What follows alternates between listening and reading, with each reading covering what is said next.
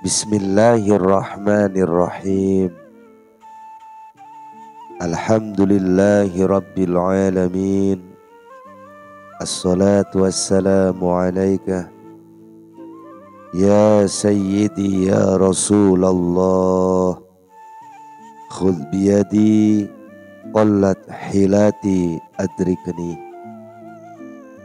Tutup mata hatimu dari melihat segala sesuatu selain Allah. Selagi mata hatimu masih melihat semua itu, maka karunia Allah dan kedekatan kepadanya tidak akan terbuka bagimu. Oleh karena itu, tutuplah semua itu dengan kesadaran bertauhid kepada Allah, memfanakan diri kamu dan dengan ilmu kamu. Setelah itu akan terbukalah mata hatimu untuk melihat Allah yang maha besar. Kamu akan melihatnya dengan mata hatimu apabila dia datang dengan pancaran cahaya hatimu, dengan keimanan dan kepercayaanmu yang teguh. Ketika itu tampaklah satu nur dari hatimu lalu memancar keluar, ibarat cahaya lampu dari dalam rumah yang memancar lewat sela-sela dan celah-celah dinding rumah itu, lalu menerangi malam yang gelap gulita. Maka diri dan anggota badan kamu akan merasa senang terhadap janji dan karunia-Nya, bukan terhadap janji dan hadiah yang datang langsung dari selain Dia. Oleh karena itu, sayangilah dirimu dan janganlah engkau zolimi.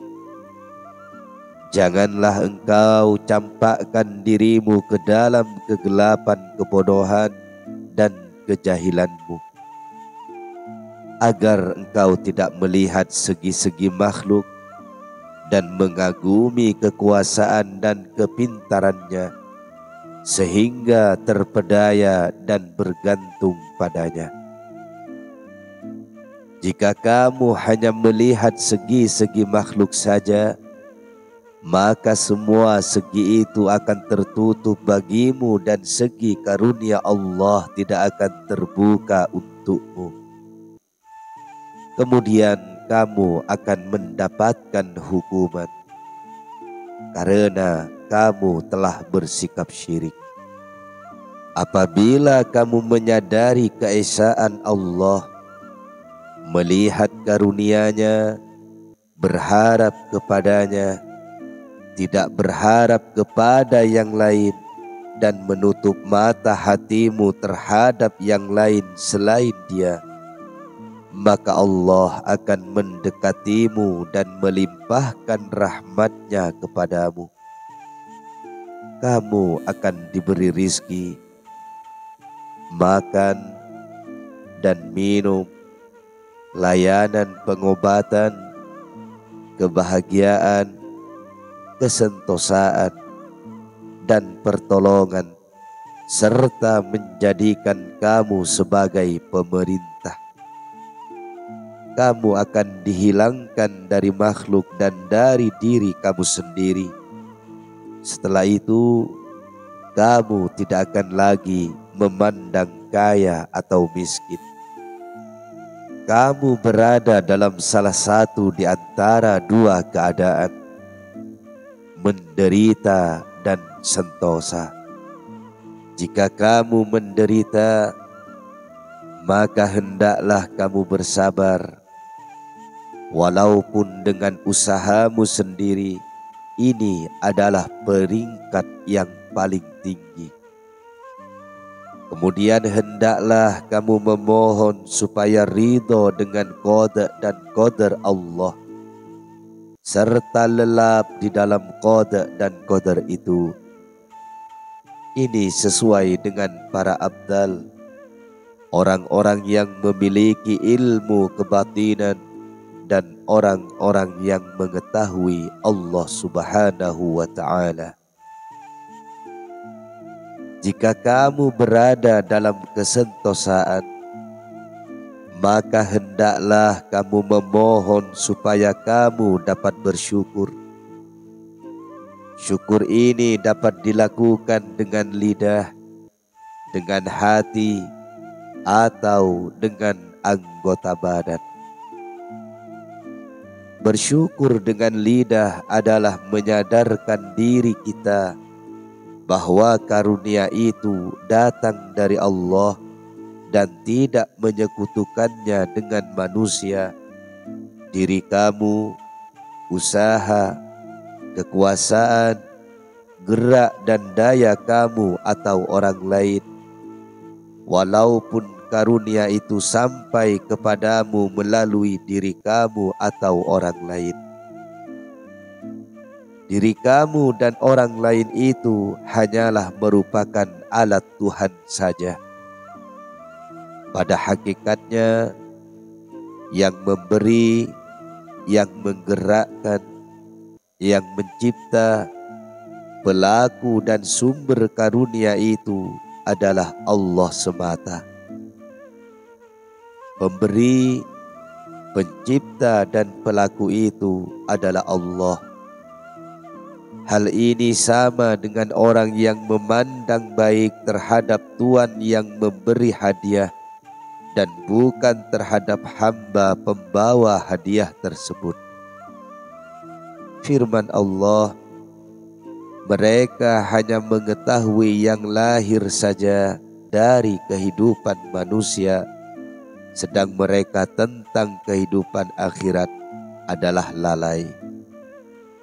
Quran surat ke-30 ayat 7. Firman ini ditujukan kepada orang-orang yang bersikap salah di dalam mensyukuri karunia. Mereka hanya dapat melihat yang lahir saja dan tidak melihat apa yang tersembunyi di balik itu. Inilah orang-orang yang jahil dan terbalik otaknya. Lain halnya dengan orang-orang yang berakal sempurna. Mereka dapat melihat ujung setiap perkara. Bersyukur dengan hati adalah mempercayai dan meyakini dengan sesungguhnya bahwa kamu dan apa saja yang kamu miliki seperti kebaikanmu dan kesenanganmu, lahir dan batinmu, serta gerak dan diammu ialah datang dari Allah yang Maha Kaya dan Maha Pemurah. Syukur kamu dengan lisan akan menyatakan apa yang tersembunyi di dalam hatimu, sebagaimana firman Allah, dan apa saja nikmat yang ada pada kamu, maka dari Allah lah datangnya. Dan bila kamu ditimpa oleh kemudaratan, maka hanya kepadanya lah kamu meminta pertolongan. Quran surat ke-16 ayat 53.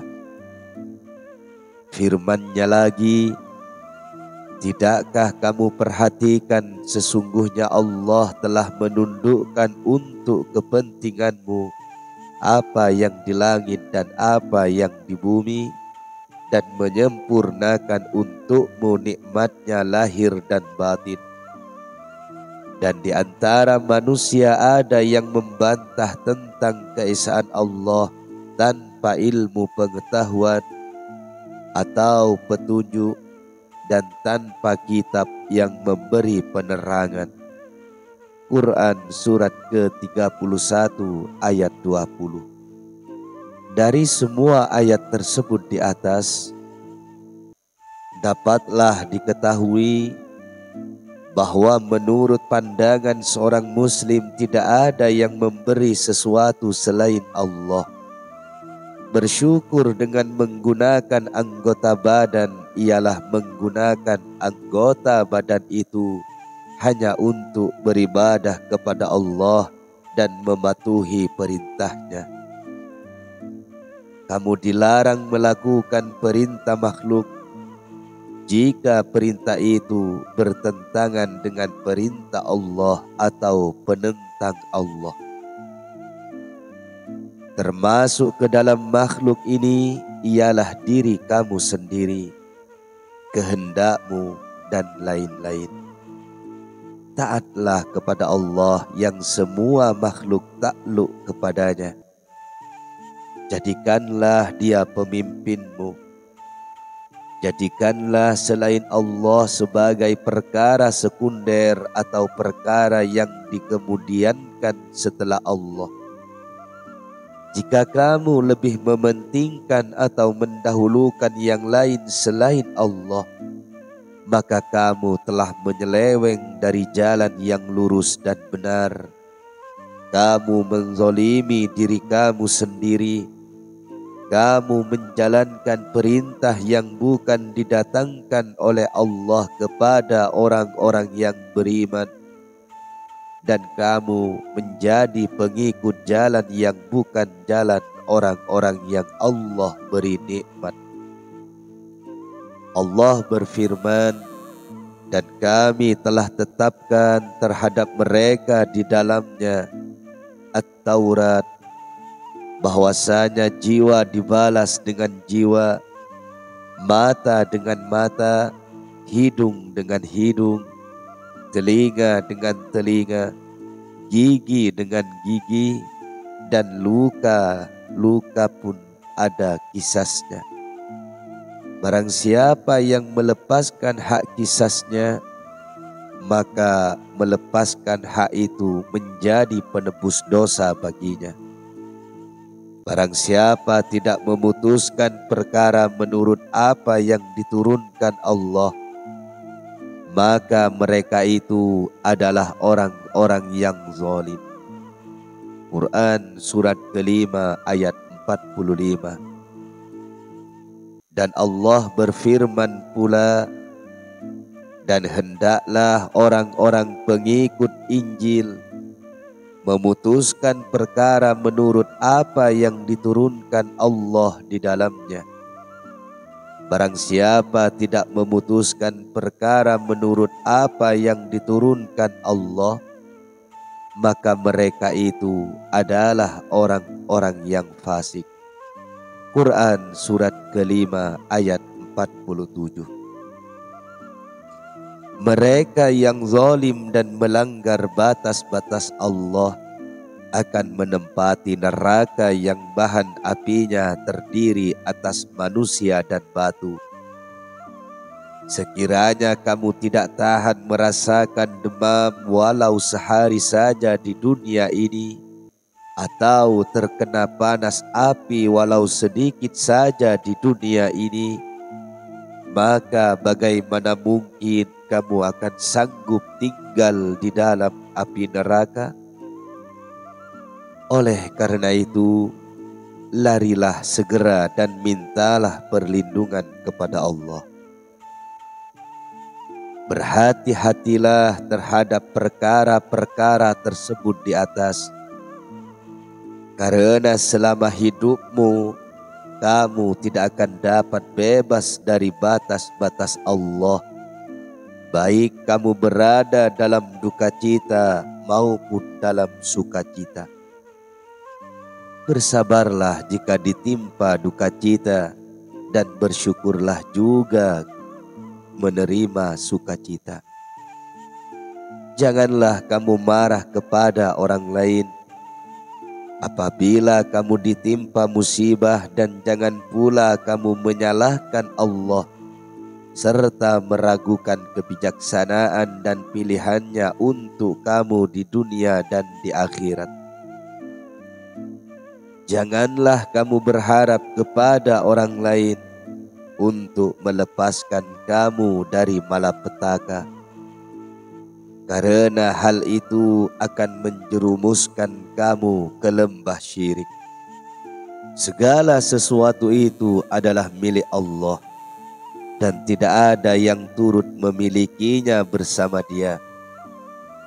Tidak ada yang memberikan mudarat dan manfaat, menimbulkan bencana atau kedamaian, dan membuat sakit atau sehat, melainkan Allah jua. Allah menjadikan segalanya. Oleh karena itu, janganlah kamu terpengaruh oleh makhluk, karena mereka itu tidak mempunyai daya dan upaya. Hendaklah kamu selalu bersabar, ridho, menyesuaikan dirimu dengan Allah, dan tenggelamkan dirimu ke dalam lautan perbuatan Allah. Jika kamu tidak diberi seluruh berkat dan karunia ini, maka kamu perlu memohon kepada Allah dengan merendahkan dirimu dan ikhlas. Akuilah dosa dan kesalahanmu serta mintalah ampun kepadanya. Akuilah ketauhidan dan karunia Allah. Nyatakanlah bahwa kamu tidak menyekutukan apa-apa dengan Allah yang Maha Esa dan ridholah dengannya, sehingga suratan takdir dan malapetaka itu berlalu dan dihindarkan dari kamu. Setelah tiba saat bencana itu habis, maka datanglah kesenangan dan kesentosaan sebagaimana terjadi kepada Nabi Ayyub alaihi salam, seperti hilangnya gelap malam dan terbitnya terang siang, atau seperti berakhirnya musim dingin dan bermulanya musim panas. Sebab segala sesuatu itu mempunyai batas, waktu, dan matinya. Segala sesuatu itu mempunyai lawannya. Oleh karena itu, kesabaran adalah merupakan kunci awal dan akhir serta jaminan kebajikan. Nabi Muhammad sallallahu alaihi wasallam pernah bersabda, pertalian antara sabar dengan iman itu bagaikan kepala dengan badan. Dan beliau bersabda pula, sabar itu adalah keseluruhan iman. Kadang-kadang syukur itu datang melalui rasa senang menikmati karunia ilahi yang dilimpahkan kepada kamu. Maka syukur kamu itu adalah menikmati karunia-Nya di dalam keadaan fananya diri kamu dan hilangnya kemauan serta keinginan kamu untuk menjaga dan memelihara batas-batas hukum. Inilah titik atau stasiun kemajuan terjauh yang bisa dicapai. Ambillah contoh teladan dari apa yang telah kukatakan kepadamu.